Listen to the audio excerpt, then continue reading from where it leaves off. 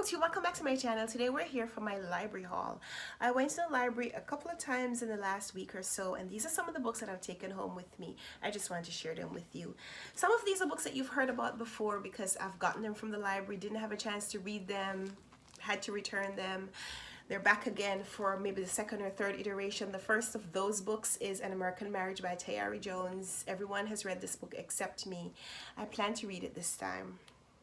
This time I'm going to read the book, not just take it home from the library. You know the synopsis. This won the National Book Award last year.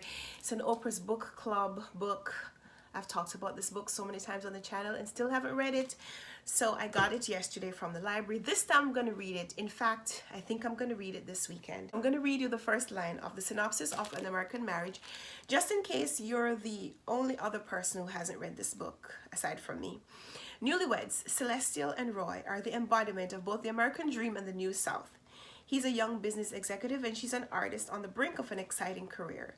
But as they settle into the routine of their life together, they are suddenly ripped apart by circumstances neither could have imagined when, while visiting Roy's parents in their small Louisiana town, Roy is arrested and sentenced to 12 years in prison for a crime Celestial knows he didn't commit.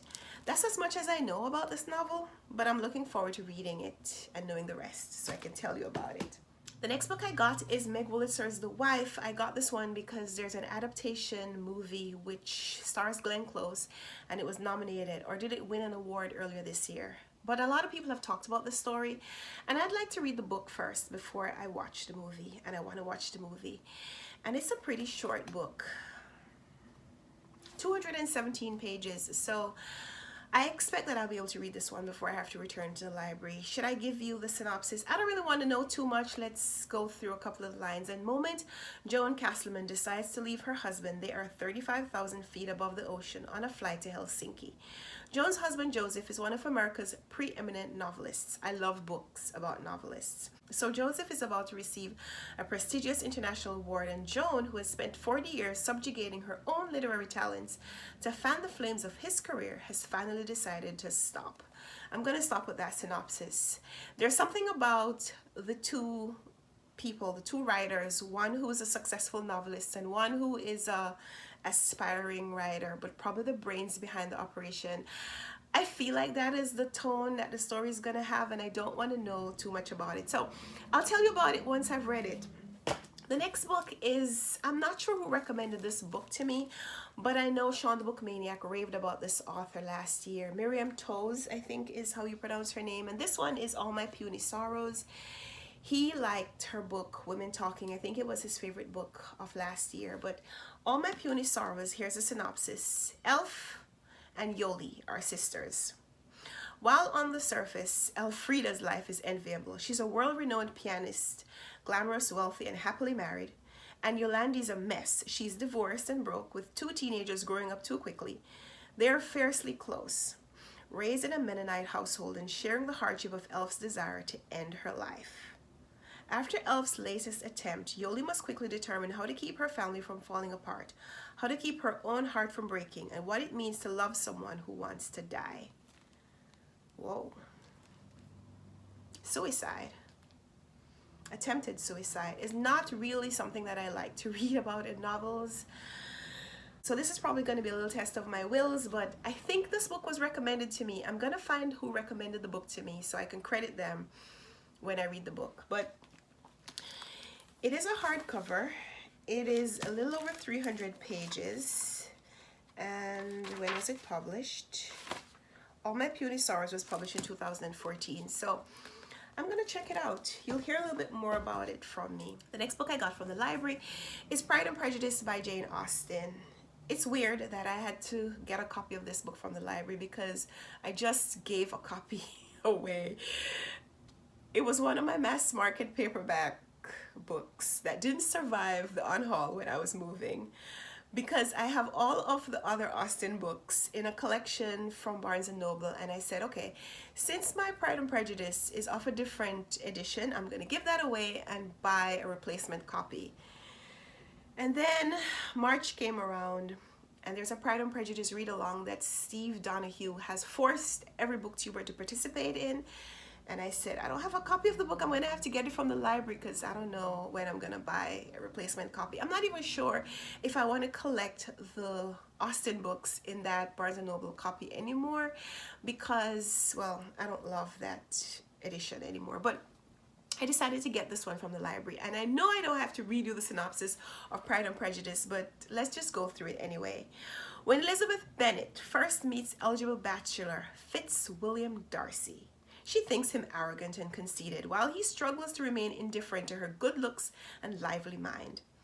When she later discovers that Darcy has involved himself in the troubled relationship between his friend Bingley and her beloved sister Jane, she is determined to dislike him more than ever. In the sparkling comedy of manners that follows, Jane Austen shows the folly of judging by first impressions and superbly evokes the friendships, gossip, and snobberies of provincial middle-class life. I have read this book before, but I read the Austen books, all of them, around the same time. And a lot of the stories have kind of blended in together in my mind. I'm looking forward to rereading this one. I think I have to read it this week in order to finish the read-along in March, so we'll see. Two other books that I got are for a challenge. I'm doing this challenge called Book Challenge by Erin. It's a Facebook group that I've participated in for the last couple of years. They're usually prompts and book recommendations to meet those prompts. One of the prompts is to read a book where there is a cardinal direction or compass point in the title, and I completed the first round of the challenge. It's a 4-month challenge, and in the first round you get to choose any book that you want that meets those prompts, and in the second round, which is a bonus round of the challenge, you have to choose books, or at least some of the books that you choose to meet those prompts have to be books that have already been selected by other people who are participating in the challenge. And so I chose for my book that meets that prompt of title with a cardinal direction or compass point, The Field Guide to the North American Teenager by Ben Philipe, which I think is YA. It's blurbed by E.B. Zaboy, author of American Street. By far the funniest, wittiest, smartest character I've ever read, she says. So not the characters that she has created, but Ben Philippe's characters are the smartest, funniest, wittiest, smartest characters she's ever read. I wonder sometimes about those book blurbs, but we're not going to focus on that in this video. Here's a brief synopsis from The Field Guide to the North American Teenager.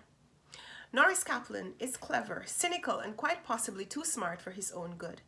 A black French-Canadian, he knows from watching American sitcoms that those three things don't bode well when you're moving to Austin, Texas. Plunked into a new high school and sweating a ridiculous amount from the oppressive Texas heat, Norris finds himself cataloging everyone he meets. The cheerleaders, the jocks, the loners, and even the manic pixie dream girl. Making a ton of friends has never been a priority for him, and this way he can at least amuse himself until it's time to go back to Canada where he belongs. Yet against all odds, those labels soon become actual people to Norris. Like loner Liam, who makes it his mission to befriend Norris, or Madison, the beta cheerleader who is so nice that it has to be a trap.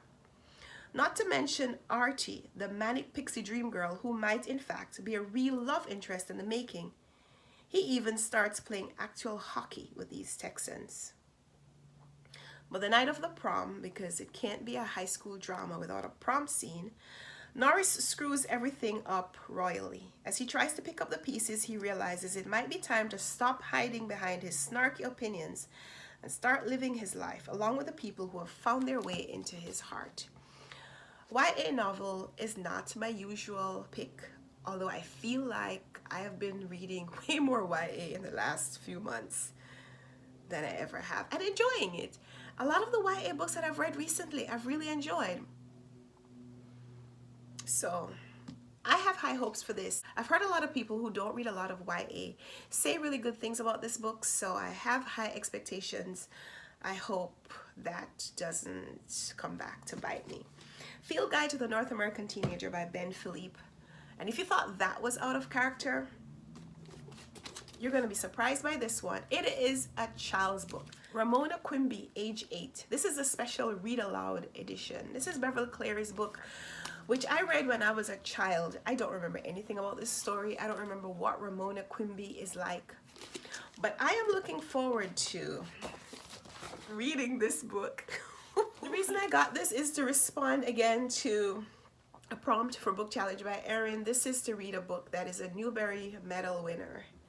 And I went through the list and I saw this title that reminded me of my childhood, and I said, okay, I'm gonna read that one. Here's a synopsis. Riding the school bus alone isn't the only new experience making third grade exciting for Ramona Quimby.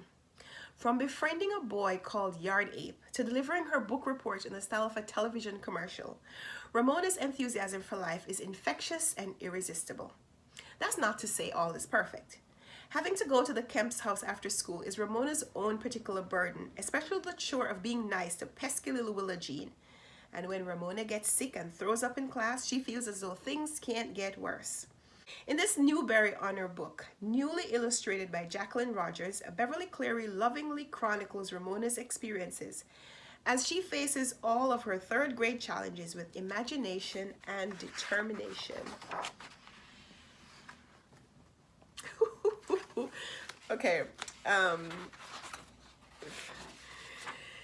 if you are looking for a book that you can read in a day, pick up a Beverly Cleary book or any Newbery Medal winner. I think you would definitely be able to read these in a few hours, a couple of hours, maybe even 1 hour. This is 178 pages. But man, look at the size of these pages. I'm looking forward to reading this. This is maybe the book that I'm most excited about in this library haul. So I have 6 books that I got from the library over the last few days. And thanks for watching. Thanks for sharing this little bit of joy with me, this little bit of free joy. And so these are the 6 books that I've collected from the library in the last few days, not in one trip, but over a course of several days, several trips to the library. I've taken home a book or 2 each time, and so that is what I have right now. Oh no, speaking of that, I forgot. I do have 2 more library haul books. They're electronic versions though, so I don't have the physical books to show you. The first one is 9 Perfect Strangers by Liane Moriarty. That is also to participate in Book Challenge by Erin. I couldn't get my hands on a physical copy from the library anymore. I had a chance. I did get that book from the library once, but it was one of those 1-week turnarounds, and I just didn't have time to read the book during that week, so I had to return it. And now I'm on hold to get a physical copy again, but I don't know when that's going to happen because there's a long list of people and I'm somewhere in the middle. So I downloaded an electronic version from the library app. I had to download an Overdrive, one of those intra-library loan systems. So I now have 9 Perfect Strangers from the library in ebook format. Also have Staying On by Paul Scott, which is a previous Man Booker winner that I was reading this month, and I got that one from the library as well. So I have 2 ebooks as well as 6 physical books that I showed you earlier. And so that's my library haul. Give me a thumbs up if you like this video, subscribe if you want to see more, and let's talk in the comments. I'd love to hear about your library haul. If you also get books from your library, what are the books that you took home on your most recent trip? And if you've read them already, what you thought. So let's talk down there, and until next time, happy reading. Bye.